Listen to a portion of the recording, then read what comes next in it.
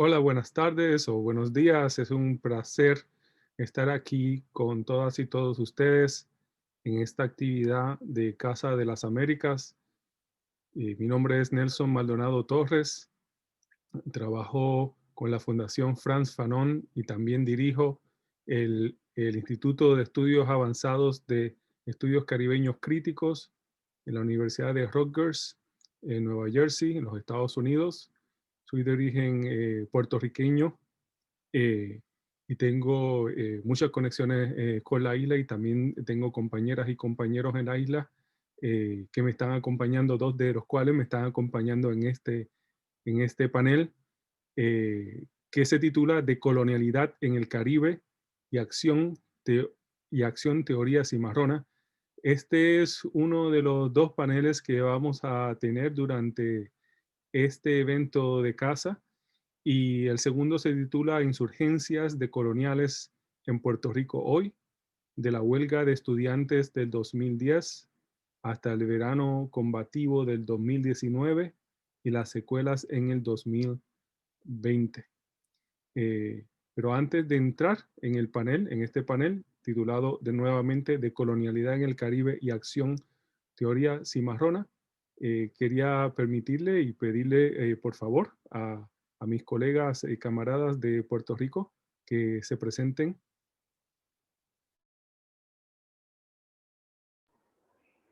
Saludos, un fuerte abrazo caribeño. Mi nombre es Chariana Ferrer Núñez, soy militante y cofundadora de la Colectiva Feminista en Construcción, organización política que parte desde el legado y la tradición del feminismo negro y la teoría decolonial. Gracias por la invitación. Saludos, mi nombre es Pedro Lebrón Ortiz, soy ingeniero y además hago filosofía en mi tiempo libre. Para mí es un placer estar aquí y compartir este espacio virtual con Nelson y con Chariana, y a la audiencia que puede estar viendo esta presentación les envío un fuerte abrazo caribeño. Gracias, Chariana y Pedro.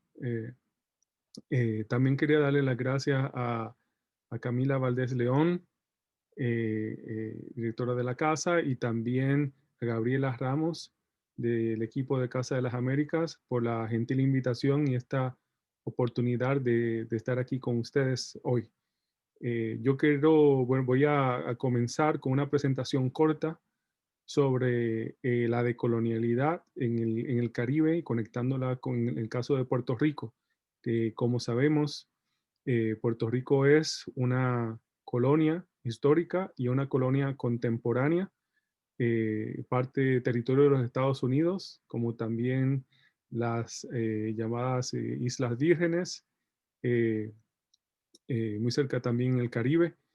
Y son partes del Caribe donde el colonialismo todavía continúa de una forma muy explícita y muy clara, lo que a veces se ve como una excepción dentro de la región, pero creo que más bien se puede ver como justo parte de la continuidad de las dinámicas de poder y las jerarquías y las lógicas coloniales que todavía existen en el Caribe, pero también más allá del Caribe, ¿no? El Caribe fue esa zona geopolítica que desde muy temprano, desde su propia fundación, digamos, como parte de la red de imperios y naciones europeas que tomaron tierras de comunidades indígenas, las sometieron, muchas quedaron aniquiladas, eh, eh, eh, trajeron de forma forzosa a comunidades de África para trabajar forzosamente y habitar las tierras. Y bueno, de ahí nace todo nuestro Caribe. Y a partir de ahí también las relaciones de tipo racial y capitalista, explotador y esclavista, que se volvieron tan centrales en el desenvolvimiento y la expansión del mundo moderno colonial, ¿no? Es decir, que lo que vemos en Puerto Rico es un resultado directo de todo ese legado y muestra muy a flor de piel eh, los efectos y las consecuencias del colonialismo y de la colonialidad, Entonces, Puerto Rico hoy todavía existe como un laboratorio donde se pueden examinar las contradicciones de la colonialidad, ¿no? En términos que genera a un pueblo dentro de esas relaciones coloniales que está sometido bajo un poder colonial y que a la vez intenta múltiples tipos de emancipación a la vez simultáneamente. Y creo que en parte lo que vamos a ver en estos paneles son esas formas de tejer resistencias y formas de intentar, ¿no?, avanzar un proyecto descolonizador, decolonial, que supera inclusive simplemente, digamos, la toma de la independencia, lograr ser independiente, ¿no? Que si bien la independencia puede ser un elemento y la autonomía debe ser un momento de gesta de colonial, también, o sea, no hay independencia total sin restablecer relaciones de interdependencia y solidaridad con otros territorios, otra gente, otros pueblos y dentro del mismo pueblo puertorriqueño mismo.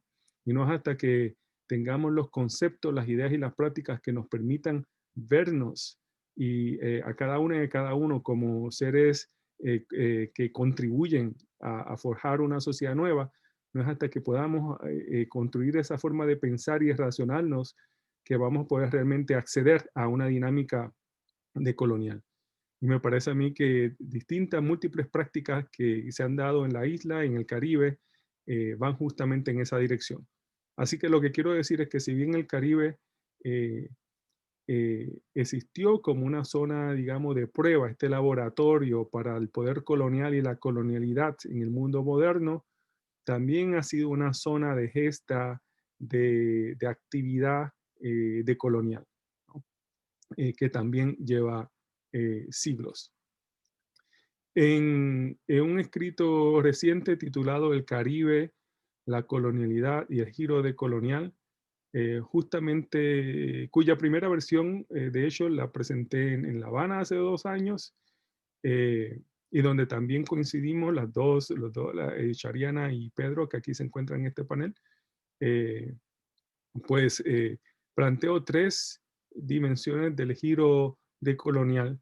Y en esta presentación, junto a mis colegas y a mis colegas, quiero añadir una adicional. Las 3 dimensiones que planteo en este trabajo, una es el giro decolonial como analítica, como una analítica. Hay 2 conceptos en el área del giro decolonial como analítica que son claves. Son la noción del giro decolonial como un cambio de actitud, como actitud. Y esto está muy enraizado en el trabajo del gran pensador martiniqués Frantz Fanon, una lumbrera en el pensamiento decolonial, no solamente en el Caribe, sino en el tercer mundo, de forma general. Y Fanon, en su libro Pie Negra, Máscaras Blancas, intentaba identificar lo que llamaba las actitudes frente a lo negro, las distintas actitudes frente a lo negro, por parte de comunidades de gente que se llama a sí misma blanca, como también de gente de piel oscura y gente que es considerada como negra y negro. Y Fanon tocaba el tema, ¿no?, del enmascaramiento, que las actitudes predominantes de ser negro y negro en el mundo moderno colonial es una actitud de enmascaramiento, es una actitud de escaparse de lo negro, de intentar convertirse en otra cosa. Y es porque lo negro es una piedra angular eh, eh, sobre la que la colonialidad se monta. Es decir, la huida de lo negro, el escape de lo negro, el rechazo de lo negro, el linchamiento de lo negro. Es una constante guía y fuente de inspiración, digamos, o fuente de valor para la modernidad, ¿no? La modernidad como adquiere su centralidad no solamente hacia dónde va, sino desde dónde viene. Y lo negro es localizado, identificado como lo primitivo, lo salvaje, lo indeseable, y de eso hay que escaparse, de eso hay que huirse. De eso hay que no solamente escaparse, sino de alguna forma entrar en una relación como Fanon también lo indica en sus estudios sobre el colonialismo, una relación de tortura, una relación donde hay de una violencia continua y donde también se ve el esfuerzo de ejercer una guerra permanente contra lo negro, contra todo, contra los cuerpos negros y contra todo lo que adquiera el sentido y la conexión de lo negro. Y para Fanon, la descolonización, el giro decolonial, radica en una de sus dimensiones, en un cambio de actitud que vaya del enmascaramiento, digamos, al desenmascaramiento, a la posibilidad de uno verse al espejo como uno es y de verse y de ver a otras personas y también de darse en la lucha por la liberación de otras personas también. Eh, y es decir, tiene una dimensión ética y política el desenmascaramiento, esta actitud de colonial en el trabajo de Fanon, que nos tomaría mucho tiempo explicar, pero que para mí es clara y clave y muy importante, ¿no? Esta dinámica ética política en su trabajo. Pero la actitud nada más, el cambio de proyección, el cambio de acción, de orientación de comunidades y sujetos, hacia su propio cuerpo y hacia otras personas y hacia, hacia el tiempo y el espacio, no es suficiente, obviamente, para generar la decolonialidad. Y esto lleva al segundo elemento básico del giro decolonial, de esta analítica del giro decolonial, que es el giro decolonial como proyecto de lucha, como compromiso, ¿no? Como un trabajo conjunto con otras y otros, en los cuales se crean nuevas formas de comunidad tanto para contrarrestar las estructuras coloniales, raciales y de todo tipo, que causan todo tipo de violencia, discriminación, de género y de otros tipos también. Por un lado, esa crítica a todas estas estructuras y por otro lado, la formación de una forma distinta de ser humano, una forma más ligada con el ser, con el ser en relación, donde se crean coaliciones y relaciones de amor, donde el amor y el lenguaje son más que meras máscaras para parecer como blanco, son en realidad modalidades de vínculo entre comunidades y sujetos, ¿no? Entonces, el giro decolonial como analítica tiene estas dos dimensiones claves, la actitud, pero también el proyecto colectivo, histórico, con una dimensión política y social clara de transformación de estructuras, de economía, que incluye división de recursos y la creación de un mundo distinto. Y esta gesta decolonial se renueva cada generación. Eh, la puede descubrir y le contribuye en gran manera. Y generación tras generación en el Caribe ya tenemos toda una historia, ¿no? Hay toda una secuelas de gestas decoloniales. Y eso lleva a la segunda dimensión del giro decolonial, el giro decolonial como sociogénesis histórica.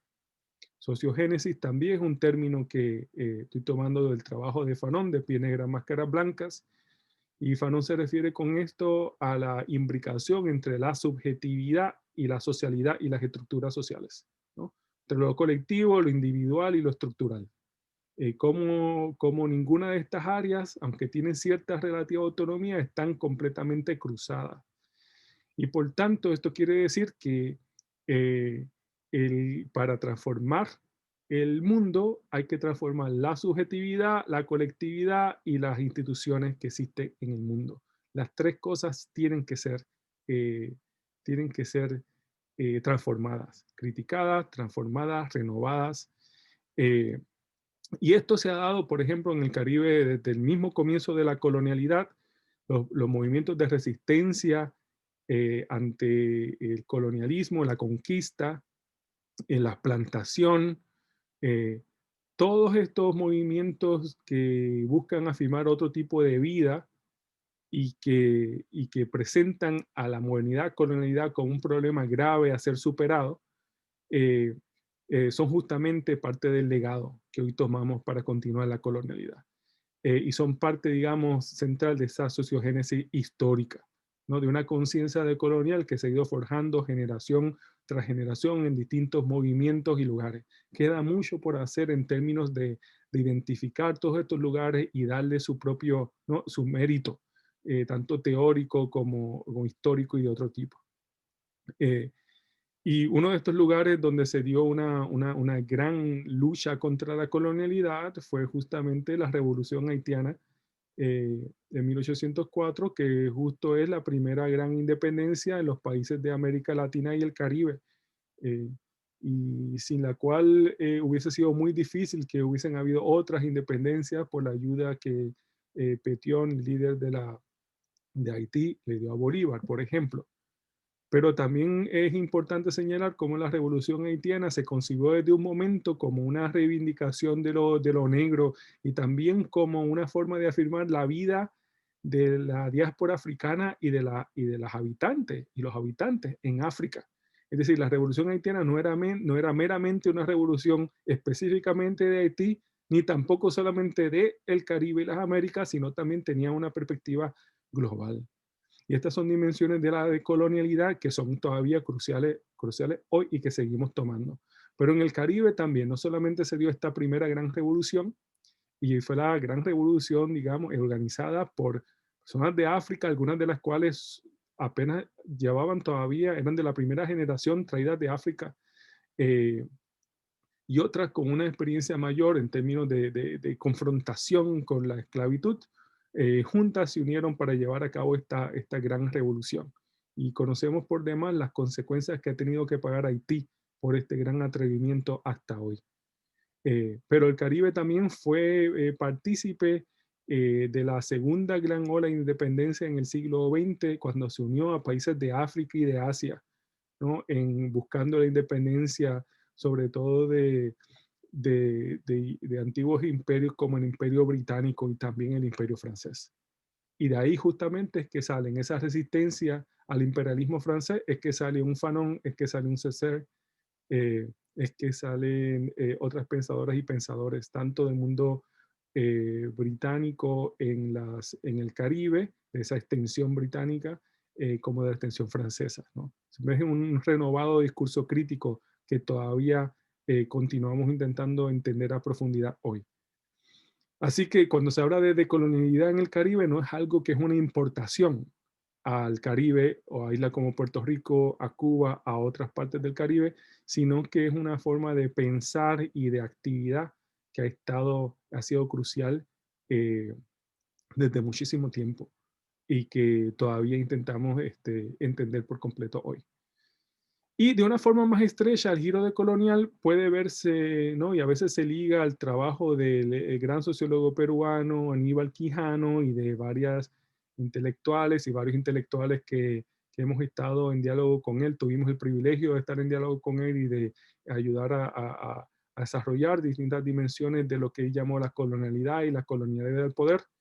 Un pensamiento que se remonta y toma también de pensadores y pensadores del Caribe y de toda una fuente de pensadores afroamericanos también, eh, y que durante la década de los 90 pues empezaron a haber unas conversaciones más allá del mismo trabajo de Quijano, de cualquier persona en particular, eh, tenía que ver con el gran momento de principios de 1990, que fue el quinto centenario del llamado descubrimiento de las Américas en 1992.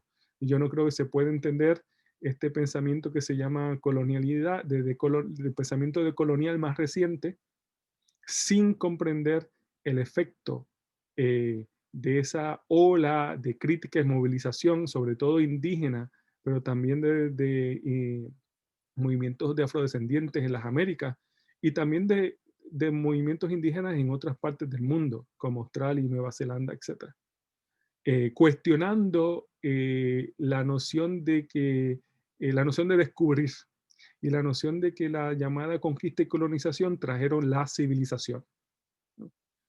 Y ese momento coincide con una crítica muy fuerte y una crisis del marxismo histórico que lleva a la caída del muro de Berlín en el 89 del bloque soviético, y ese cruce me parece a mí crucial para explicar el por qué entonces surge de forma muy fuerte, no que se inventó, pero surge de una forma muy fuerte, una ola teórica e intelectual que empieza a ver en las Américas y en el Caribe, ¿no?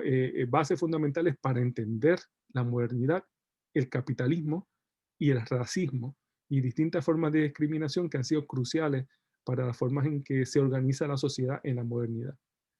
Y en ese contexto no es casualidad, me parece, que hubo varios puertorriqueños como Kelvin Santiago, Ramón Grofogel, Agustín Lao Montes, y luego, más tarde, para el 1998, 99, yo también tuve el gran privilegio de entrar a este círculo y participar en todos estos debates, y no es accidental que hubiésemos, digamos, proporcionalmente tantos puertorriqueños envueltos en este proyecto, justamente porque el colonialismo no es una cuestión simplemente teórica para los que vivimos o somos de Puerto Rico, sino es una cuestión a carne, que está muy carne de piel, muy presente en nuestras mentes y en nuestros cuerpos. Y bueno, quiero terminar añadiendo que estos puertorriqueños que colaboramos en este proceso, éramos puertorriqueños en la diáspora. Ramón Grofogel, Kilby Santiago, Agustín Lao Montes, se encontraban en la Universidad de Binghamton, donde también estaba Immanuel Wallerstein y donde también visitaba Quijano, donde también se encontraba María Lugones, quien también fue parte de los debates y se convirtió en una gran pensadora, fundadora del feminismo decolonial, y con quien también tuve el gran placer de compartir tanto allá como en Berkeley, en los primeros círculos de feminismo decolonial, hace ya más de 15 años, hace como unos 15 años ahora. Y, y, y, no, y todo esto se dio en esta zona de encuentro en la metrópolis.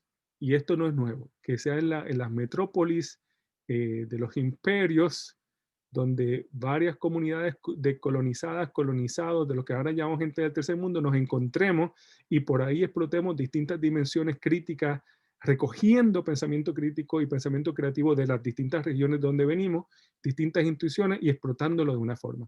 Y el pensamiento decolonial no se puede entender sino así. No es un pensamiento meramente latinoamericano o caribeño solamente. Yo diría que grandemente caribeño, pues, si se incluye también este Caribe que está allá dentro de los Estados Unidos, por ejemplo, de estas diásporas que están en las Américas. Pero también se ha dado esto en cada una de las islas y en Puerto Rico ha sido muy potente las contribuciones al pensamiento decolonial.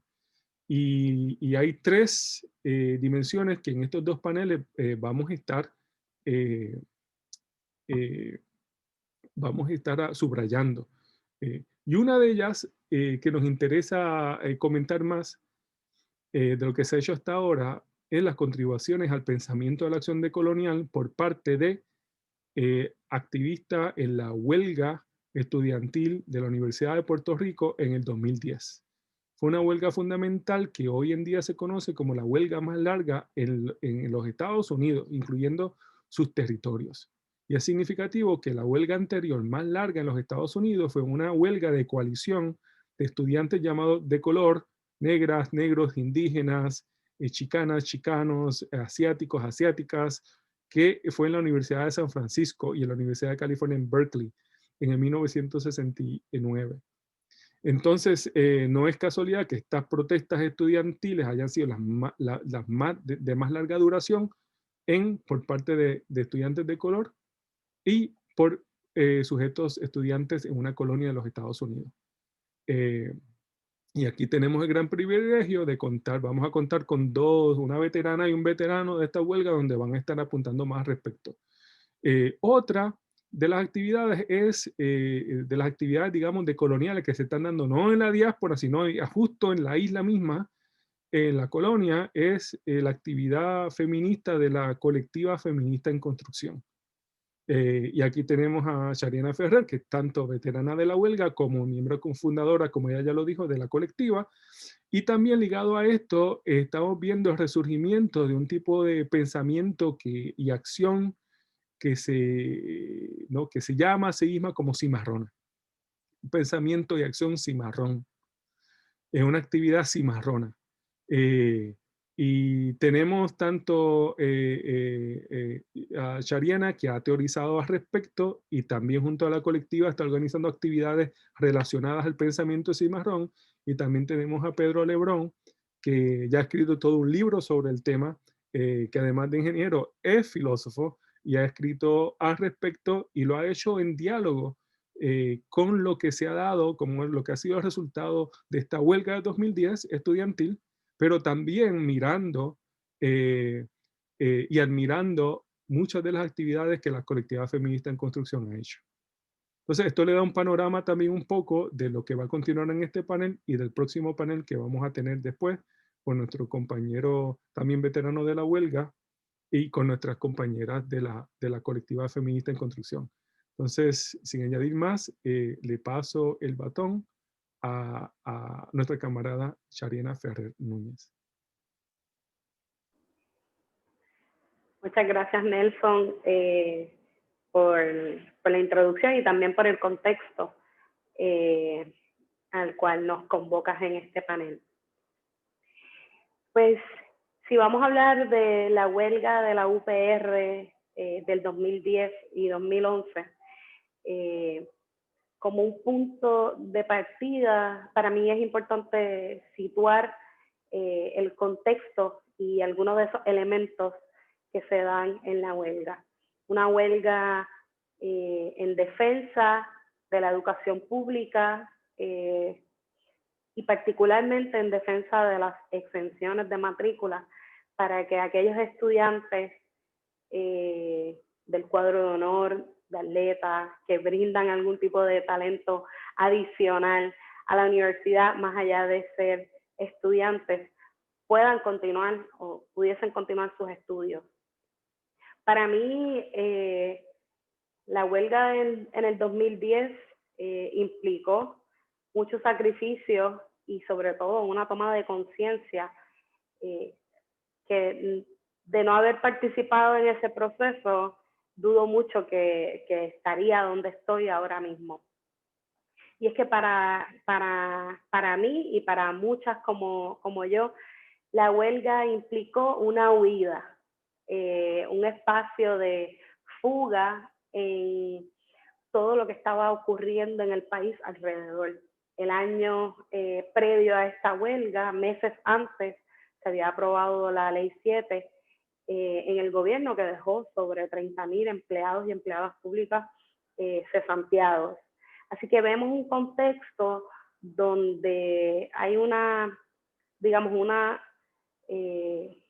reformulación de las políticas neoliberales que comienzan a recortar presupuesto y comienzan a afectar las áreas de trabajo, la funcionalidad en un país que tampoco es casualidad, que también es feminizada, como es la educación, como es la salud, como lo es el servicio público.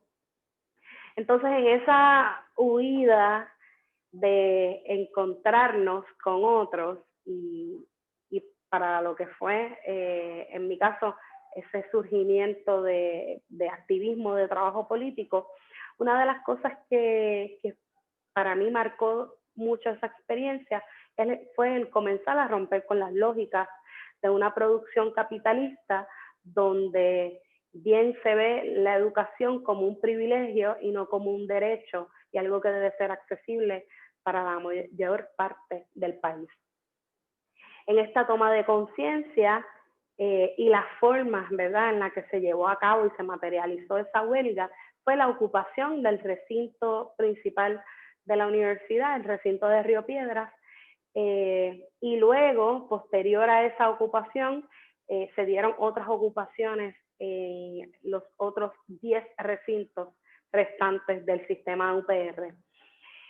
Y para mí, uno de esos grandes aprendizajes durante esa ocupación es que cada proyecto y todo proyecto de liberación requiere pensar y trabajar las grandes contradicciones que se dan en ese proceso.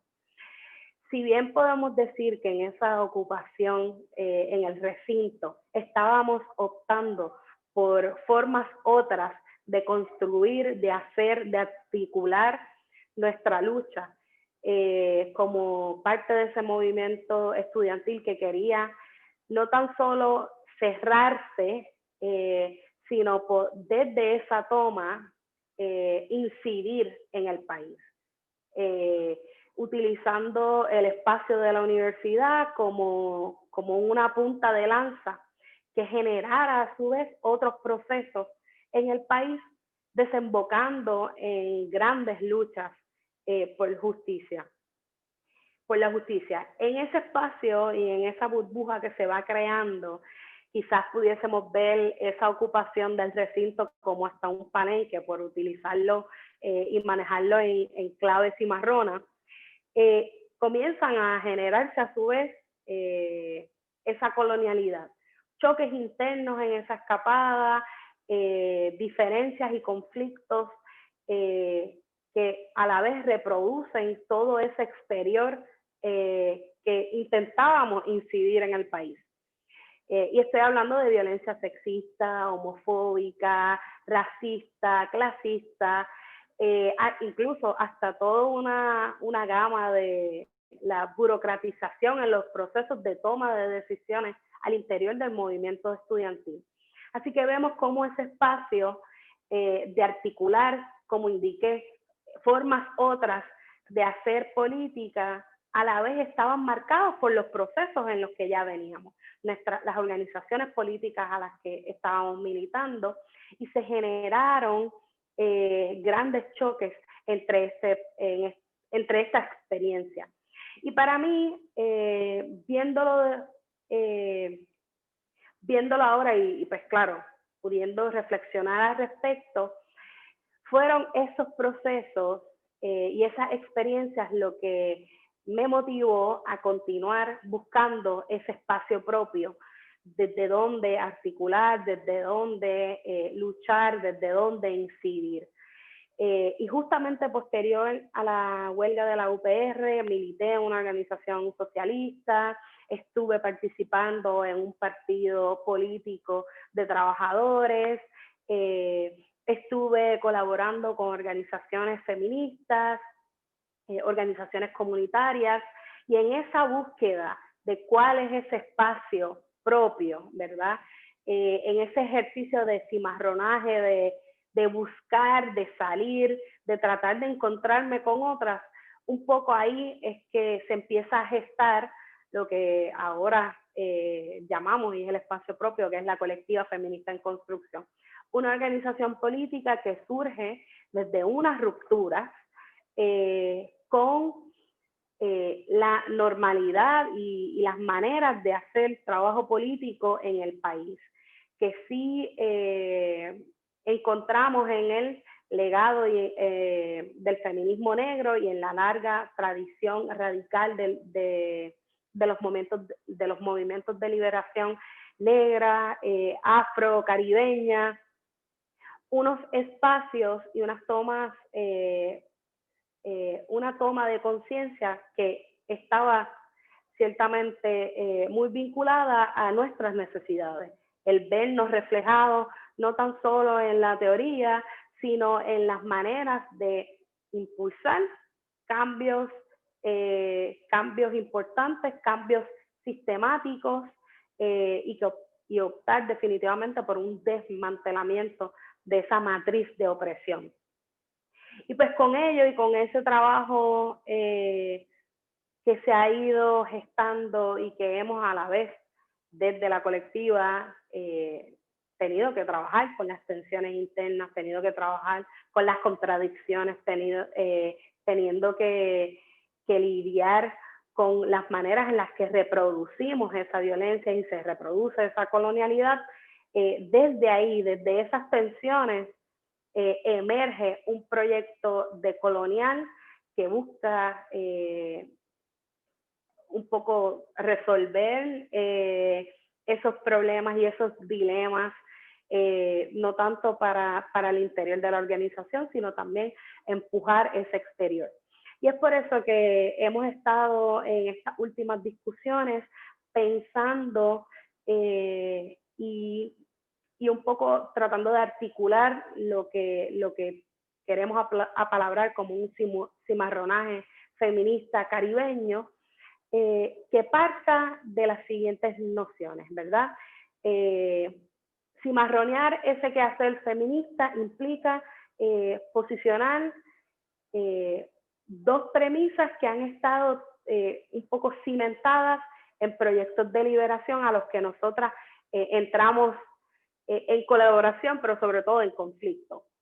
La primera premisa es que no todos los negros son hombres. Y es que cuando hablamos de las maneras en las que el patriarcado y la heteronorma se va reproduciendo, se opta por situar a ese sujeto racializado desde una lectura sumamente masculina. Y esa ha sido una de las grandes críticas que feministas decoloniales le han hecho a la teoría decolonial. La ausencia de una mirada y de una lectura de género que reconozca el género también como una imposición en ese proyecto de modernidad al que hemos sido sujetas. Y en segundo, que no todas las mujeres somos blancas, porque a los proyectos feministas y de liberación entre géneros o que buscan situar la equidad de género, también posicionan a una sujeta blanca como un ser subordinado, sacando, ¿verdad?, o limitando esta lectura a lo que ha sido la reproducción de una supremacía blanca por parte de sujetas feminizadas. Entonces, equiparar y esa lucha de equidad entre géneros carga todo un discurso que al final lo que está empujando es la supremacía de mujeres blancas para poder tener el mismo derecho y el mismo poder de oprimir a sujetos y a sujetas racializados. Entonces, posicionar y hablar de un cimarronaje feminista caribeño, pues sitúa el territorio, ubica la salida y la huida, y esto es algo que estamos tratando también de romper, la huida no como un escape o no como un mero escape de las condiciones actuales, de la plantación o de las reformulaciones de esa plantación en lo que hablamos en un contexto neoliberal, sino de una salida que implica retorno, un retorno y un regreso al cuerpo, una construcción de ese cuerpo en lo que le hablo y le llamo caribeño, porque implica cuerpo de agua, porque implica identificar movimiento, implica identificar las tensiones y sobre todo que tiene que estar cimentado desde un abajo. En estos días conversaba que para poder articular un cimarronaje feminista caribeño teníamos que construir y situarnos como islas, que al parecer somos inconexas, pero reconocemos una interconectividad desde abajo, desde el fondo, por llamarle así, desde una esencia que nos sitúa o que opta por una libertad, reconociendo que no es una libertad fija, sino más bien una aproximación a esa libertad, que posiciona y nos reconoce como sujetas negras y racializadas ante una vulnerabilidad de una muerte prematura, como indica Sir J.R. Hartman, pero sobre todo, y aquí esto es una apuesta, a situar y tener como punto de partida la muerte. Porque si bien las políticas capitalistas, neoliberales, patriarcales, la supremacía blanca, toda esta matriz de opresión, lo que empuja es a la muerte prematura de sujetos y sujetas colonizadas, pues un ejercicio de liberación es situar a la muerte como punto de partida para ahí poder empujar un proyecto colectivo que nos aproxime en esa emancipación. Gracias. Muchas gracias, Shariana. Pues entonces dejémosle el espacio ahora a Pedro Lebrón. Gracias, Nelson. Yo siempre he admirado la lucidez con el cual se articula el pensamiento chariana, así que yo tuve que apuntar algunas cosas y mis reflexiones. Tengo un documento aquí que titula 10 reflexiones sobre una filosofía del cimarronaje. Entonces mi intención es un poquito tirar unos conceptos y unas cosas, atar los cabos con lo que planteaste en el principio, lo que planteó Chariana y entonces ver si eso da paso a otros diálogos y cuestiones. La primera reflexión sería que existen huellas del cimarronaje en la contemporaneidad. Resulta urgente hacer un trabajo filosófico que tome en serio el cimarronaje para entender cómo se podría manifestar hoy el cimarronaje como subjetividad y qué lecciones podríamos aprender y aplicar en nuestras luchas y quehaceres cotidianos. Con esto no quiero decir que no existan comunidades cimarronas descendientes de aquellas comunidades establecidas hace 2 y 3 siglos, sino que el cimarronaje, entendido fenomenológicamente, no se limita a eso, de igual forma que las lógicas coloniales de la modernidad no se limitan a cuestiones jurídicas. Por otro lado, si entendemos la esclavitud y el cimarronaje como 2 procesos inextricables, pues desde el comienzo los procesos de esclavización en este hemisferio hubo actos de cimarronaje y actos de fuga, y aceptamos que existen huellas de la esclavitud que constituyen el tejido social en la contemporaneidad, pues deben igual existir huellas del cimarronaje. En mi trabajo yo le llevo llamando lógica cimarrona, aunque en los últimos años ha habido un interés en el cimarronaje, particularmente de la historia, antropología y un poco desde la geografía. Hasta el momento conozco a 3 personas que han pensado el cimarronaje desde la filosofía de manera extensa y son el afro-brasilero Abdias do Nascimento y su filosofía de quilombismo, el pensador jamaiquino Neil Robert, quien fue presidente de la Asociación Filosófica Caribeña, y su libro Freedom as Marinage, que se publicó en el 2015, y como mencionó Nelson ahorita, el pensador y activista afroecuatoriano Edison León Castro, y su disertación doctoral, Acercamiento crítico del cimarronaje a partir de la teoría política, los estudios culturales y la filosofía de la existencia, que también se publica o lo termina en el 2015 y que saldrá publicado como libro con el título El fuego de los ancestros que enciende el espíritu, desaprender la existencia desde los márgenes. La segunda reflexión es que el cimarronaje tiene una especificidad con respecto a quién podría encarnarlo. Bien es cierto que se podría hablar de lógicas cimarronas como expresiones de aquellas huellas cimarronas. Sin embargo, es importante entender que hay una especificidad ahí. No todo lo que se presenta como fuga del Estado, por ejemplo, es cimarronaje, de igual forma que no todo lo crítico es decolonial o anticolonial. Hay personas que han concebido la fuga de las entrañas del gobierno por parte de los europeos como expresiones del cimarronaje, y eso me parece un error craso. Tengo un ejemplo contemporáneo que si nos da tiempo al final puedo traerlo. En ese sentido, es muy acertado lo que plantea Edison León Castro cuando planteó que la manifestación de una conciencia cimarrona, como él le llama, se despliega a partir de un proceso muy específico. Y cito, hay una conciencia de no ser que está expresada en su condición de esclavizado. Para pasar a una conciencia de ser, se precisa primero adquirir una conciencia de no ser, conciencia de estar, ser esclavizado, esclavizada, para luego reconstruir la conciencia de ser que tiene posibilidad en el cimarronaje, cierro cita, siempre con la ancestralidad como piedra angular. Y ahí pues se relaciona con lo que estaba mencionando ahorita Shariana con respecto a ese retorno, ¿no? La tercera reflexión es que el cimarronaje no fue y tampoco es un fenómeno homogéneo ni monolítico. Es importante no homogeneizar los procesos históricos del cimarronaje ni la experiencia cimarrona. Aunque bien es cierto que el cimarronaje se manifestó a lo largo de todas las Américas, las experiencias, por ejemplo, de las comunidades en lo que hoy es Estados Unidos fue radicalmente distinto a los procesos que se dieron en el Caribe y otras partes del hemisferio.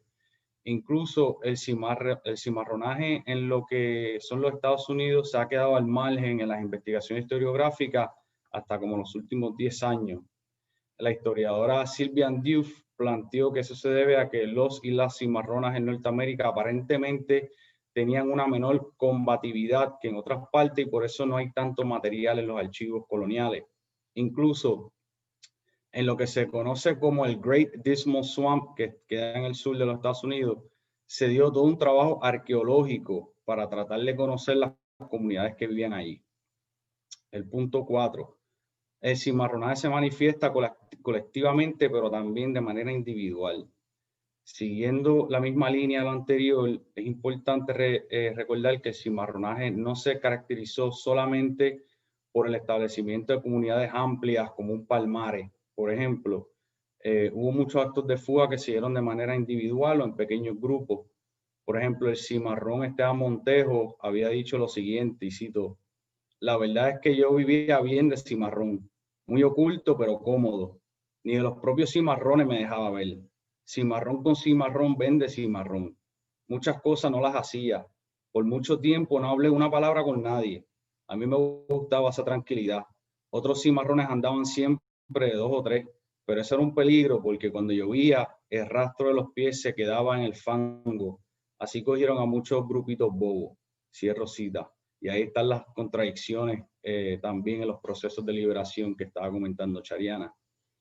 Habría entonces que tomar en consideración esa experiencia de cimarronaje también a la hora de pensar esas lógicas cimarronas y pensar luchas políticas hoy en clave cimarronaje.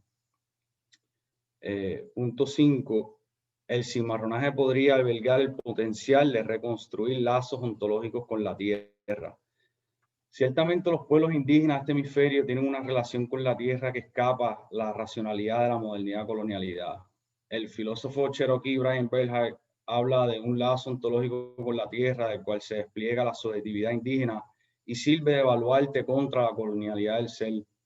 Se podría decir que la travesía del Atlántico produjo una ruptura en ese lazo con la tierra, en los sujetos afrodiaspóricos, que habría que recuperar tal vez a través de procesos de cimarronaje. Por ejemplo, ciertos colectivos agroecológicos en Puerto Rico se organizan en aras de lo que denominan la autogestión radical, que escapa a la noción de autogestión en su articulación neoliberal, y en cuanto tal podría ser una manifestación de esa reconstrucción de lazos en marcha. Por ejemplo, vemos algunos colectivos que han adoptado la figura del cimarrón como orientación política filosófica, específicamente la Colmena Cimarrona en Vieques y Brigada Cimarrona. Implicaría entonces una orientación hacia la tierra distinta a la moderna capitalista extractivista. El punto 6. El cimarronaje se podría concebir como fuga de las fuerzas opresivas del mundo colonial a través de una reconfiguración de sus cimientos. En el libro Freedom as Marronage o Libertad como cimarronaje, el pensador Neil Roberts busca explorar cómo la revolución puede ser entendida como una manifestación del cimarronaje. En su texto, que no hay tiempo para entrar en detalles aquí, él desarrolla una concepción del cimarronaje como una fuga de las fuerzas opresivas del mundo colonial a través de reconfiguraciones institucionales permanentes, tomando como punto de partida conceptual la revolución haitiana. En este sentido, el cimarronaje se concibe como una confrontación directa al sistema vigente. Ciertamente se podría entonces hablar del cimarronaje como descolonización. El punto 7. El cimarronaje se podría concebir como fuga del mundo moderno colonial en sí y sus lógicas en aras de afirmar un mundo otro. Me parece que sería incorrecto pensar en el cimarronaje, que el cimarronaje siempre fue confrontación directa al sistema. Ciertamente la existencia de comunidades cimarronas le causaba ansiedad al orden vigente, pero como demuestra el ejemplo del Great Dismal Swamp o el ejemplo de Esteban Montejo, el cimarronaje se manifiesta también con una fuga del orden vigente sin más, sin intención de derrocarlo y en aras de afirmar un mundo distinto al mundo moderno colonial.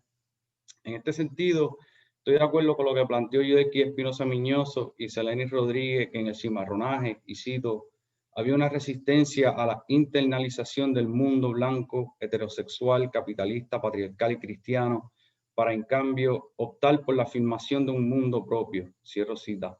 Claro está, la afirmación de ese mundo propio se da con una ancestralidad como piedra angular y en un proceso de reconstitución. El punto 8. Ambas concepciones están albergadas en una subjetividad cimarrona. Una conciencia cimarrona, como la concibe León Castro y con brevedad escrita anteriormente, es constituida por lo que él denomina una actitud cimarrona, que es, y cito, es justo estar por fuera del sistema colonial y confrontarlo, cierro cita. Según mi lectura, me parece que León Castro ve también esa tensión entre confrontación-revolución y una fuga sin más, por lo que la actitud cimarrona, según la interpreto, se despliega de una postura ético-política en el que el sujeto afirma su humanidad a través de la afirmación y creación de espacios al margen del mundo moderno, mientras que a la vez labora para transformar ese mundo radicalmente. El punto 9.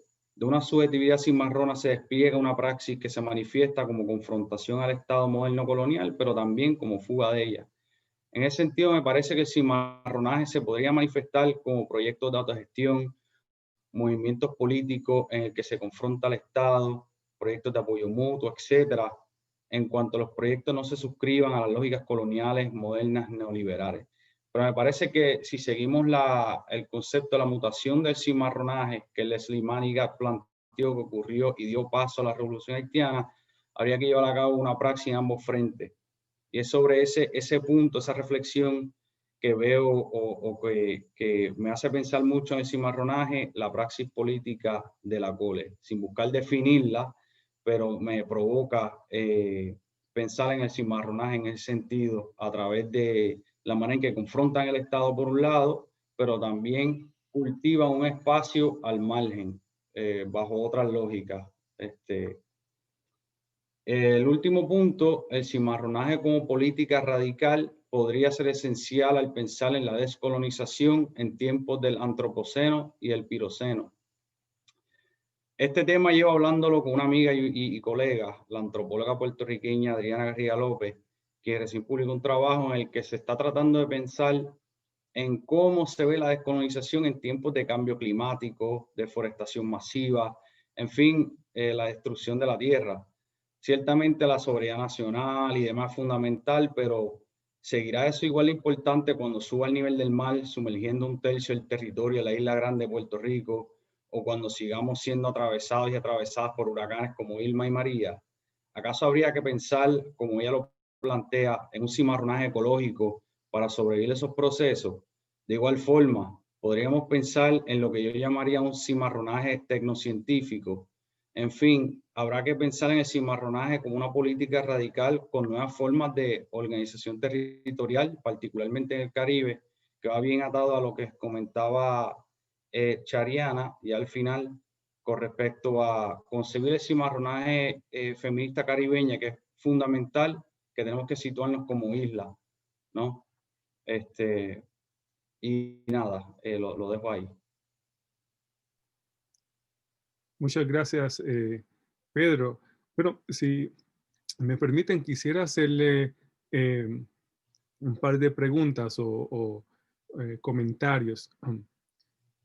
Quizá pensando, bueno, no sé, pensaba que como Sharena fue segunda y Pedro tú fuiste tercero, quizá en la ronda de preguntas tú puedes ir primero y Shariana nos cerraba todo el panel, pero lo voy a dejar de forma orgánica como ustedes creen que, ¿no? Que como ¿no? les interese la pregunta, depende de la respuesta que tengan.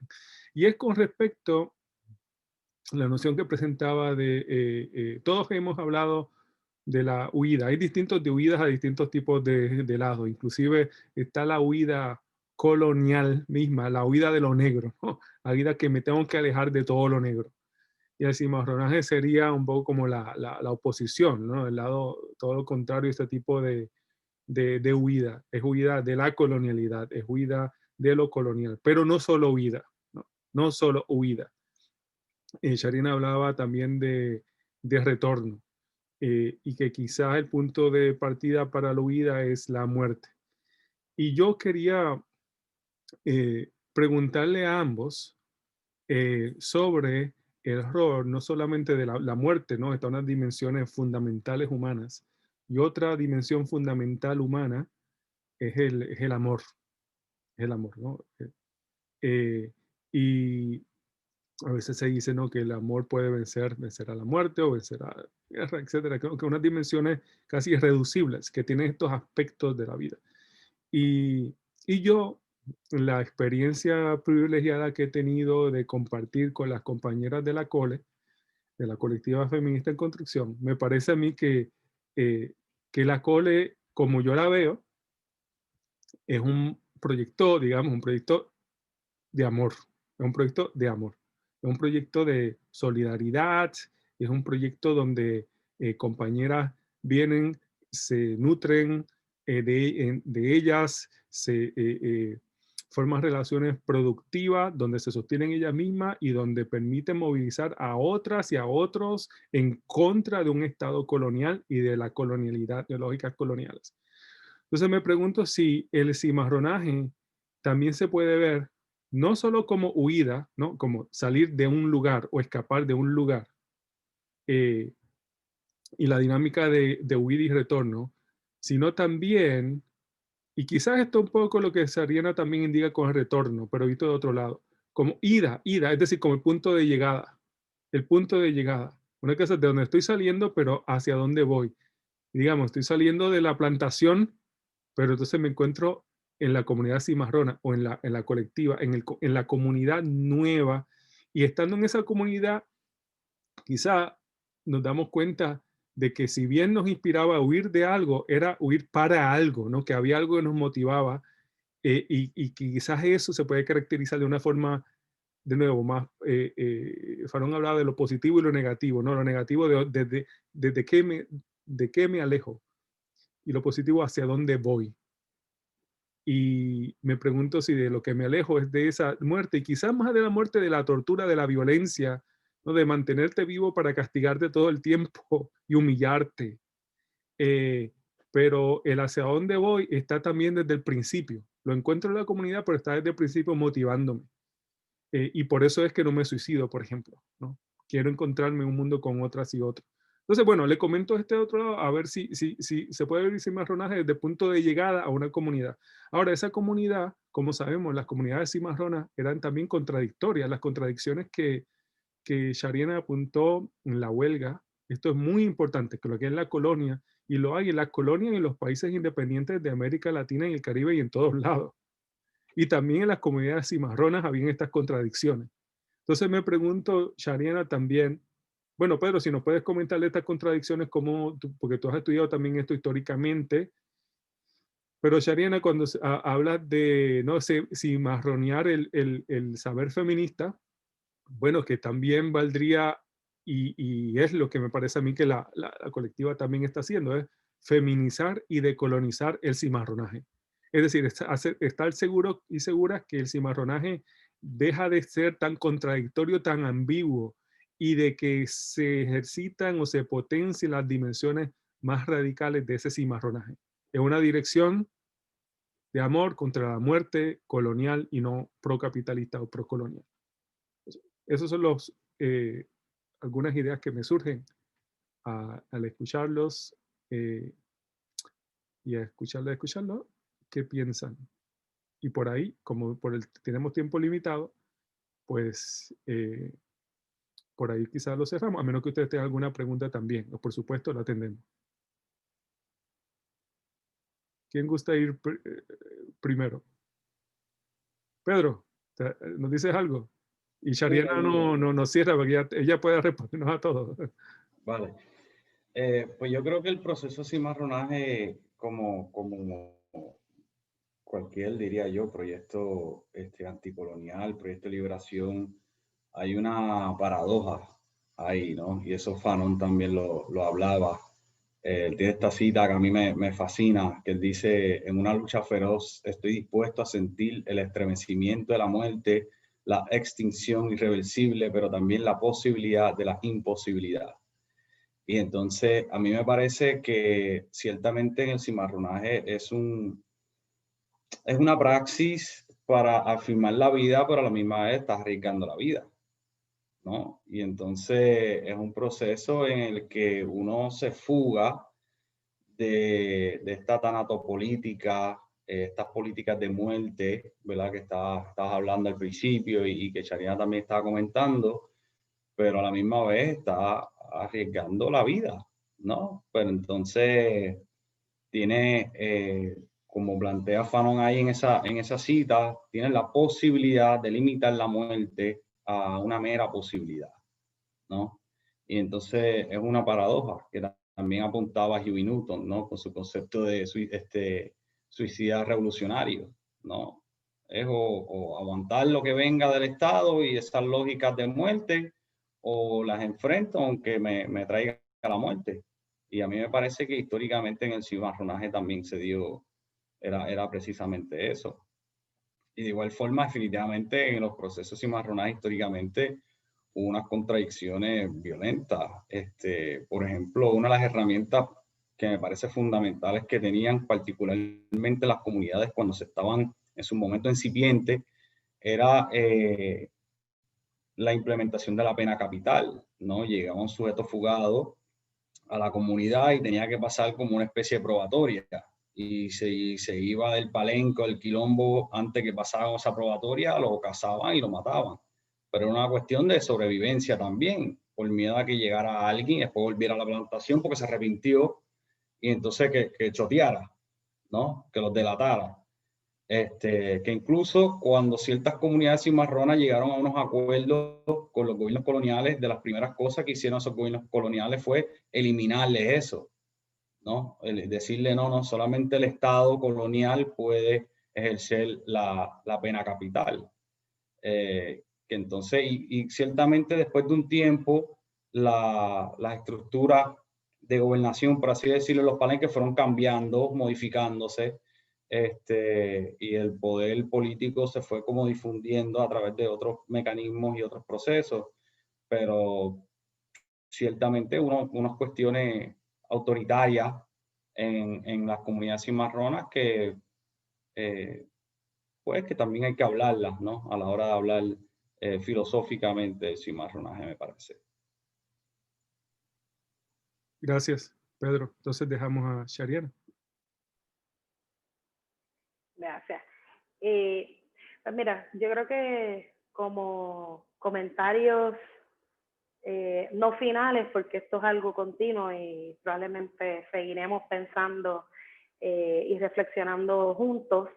A mí me parece que cuando posicionamos el cimarronaje como ese escape y huida de la plantación, hablamos de la plantación como un espacio físico delimitado. Pero si bien algo hemos aprendido es que la plantación no es tan solo las cuerdas, ¿verdad? O los metros cuadrados que capturan las vidas de aquellos sujetos y sujetas racializados y que han sido subordinados a un modelo de producción esclavista. La plantación también toma muchas formas, formas simbólicas, formas imaginarias, formas de ideas, ¿verdad? Ideológicas que todavía se continúan reproduciendo, incluyendo al interior de ese sujeto que ha sido marcado por la violencia de una plantación. Entonces, si bien necesitamos huir de maneras puntuales para poder sobrevivir, me hace pensar mucho en la cita de Robin Kelley, ¿verdad? Cuando indica que no sabemos qué vamos a construir, sino solo qué vamos a derrumbar. Y si vemos las maneras en las que, por eso yo hablo de un retorno. Y un retorno no es un regreso a la plantación, es un retorno que no tan solo escape, sino que confronte las lógicas de esa plantación que sobreviven fuera de esos metros cuadrados del espacio. Y por eso hablo de la muerte como punto de partida, no como una muerte, la muerte como fenómeno de tiempo, ¿verdad? De caducidad de nuestra existencia, sino esa muerte a la que se nos presiona y la muerte a la que se utiliza como arma, ¿verdad? Como amenaza de nuestras formas de vida. Y conversaba en estos días sobre las maneras en las que hemos y has requerido reclamar esa ancestralidad como una apuesta, ese regreso de no las viejas formas de vida, sino un regreso a las maneras en las que hemos sobrevivido. Porque nuestras ancestras viven en nosotras. Entonces, de la misma manera en que Fanon sitúa el problema como un problema de tiempo y de las lógicas de tiempo, pues también tenemos que pensar en esta ruptura con el proyecto de modernidad, no tan solo en términos de tiempo, sino de espacio. Y el espacio que permea y que se escurre, ¿no? Las otras formas del espacio ocupar en ese sentido. Y hablaba de las ancestras, porque de cierta manera, y parecería hasta contradictorio, los proyectos de emancipación y de liberación colectiva, como bien señalas, Nelson, son grandes proyectos de amor, porque nos implica, y esto ha sido quizás uno de las grandes lecciones que nos ha dado la Revolución Cubana, que la solidaridad implica dar de lo que no se tiene, ¿verdad? Y que la esperanza en esto, la esperanza como proyecto, la esperanza radical como proyecto político nos comunica que no hay derrotas definitivas. Y sobre todo que requiere apostar a esas otras formas de colectividad y sobre todo de vínculo entre nosotras para poder articular y construir desde ahí. Entonces, a la pregunta de qué vamos a construir si solamente sabemos qué vamos a derrotar, requiere vincularnos entre nosotros y nosotras, incluso partiendo de reconocer en ese otro la humanidad que se nos ha negado a nosotras. Que ese sistema que sigue operando y que sigue generando desigualdad requiere una ruptura total con estas lógicas para construir desde donde no se puede cimentar. Y por eso hacía mucha ilusión de construir bajo agua, ¿verdad? Sobre el terreno que nunca es fijo, donde menos pudiésemos pensar cómo edificar desde algo que está sumergido, que está empantanado, y es que esa ha sido nuestra realidad como sujetos colonizados y que están en tensión y resistiendo esa colonialidad. Así que veamos el ejercicio de cimarronaje como un escape, pero lo que se escapa es la libertad misma. Y solamente vamos a poder lograr esa libertad colectiva desde una aproximación y en proximidad con nosotras y nosotros y nosotres. Así que pues yo creo que esa es un poco la apuesta que estamos tratando de gestar y de crear desde la colectiva feminista en construcción, y que estamos también tratando de comunicar y vincularnos con otras y con otros.